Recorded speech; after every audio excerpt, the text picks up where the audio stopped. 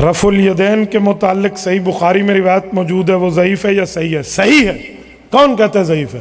لیکن اس حدیث پاک میں ہے حضور نے رفع الیدین کیا ہے، یہ نہیں ہے کہ ہمیشہ کیا ہے۔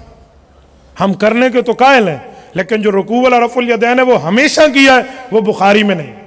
حضور پاک علیہ السلام کی نماز کیسے ہوتی تھی؟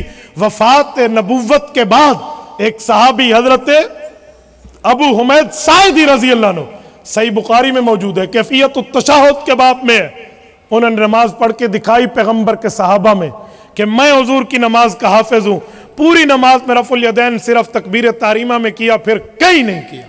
یہ بھی بخاری میں ہے۔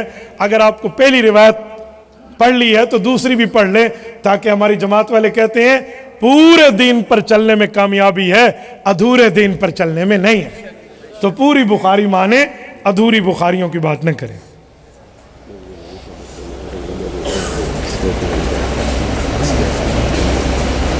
قادیانیوں کے خلاف اور روافض کے خلاف مولویوں کو صاحب عقل مند کو یوں تو اس میں تناقض نظر نہیں آتا۔ یہ ایسی اعتراض ہے، در تناقض ہشت وحدت شرط داں، وحدت موضوع و محمول و مکان، وحدت شرط و اضافت جز و کل، قوت و فعل اس در آخر زمان۔ 8 شرطوں میں تناقض ہوتا ہے۔ اس مولا جی کو کہو 8 شرطوں کا تناقض پیش کر کے دکھائے۔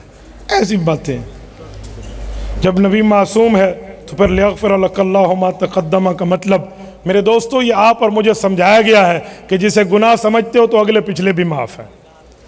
فقہ کی کتابوں میں امام صاحب کے زمانے میں تھی یا نہیں تھی؟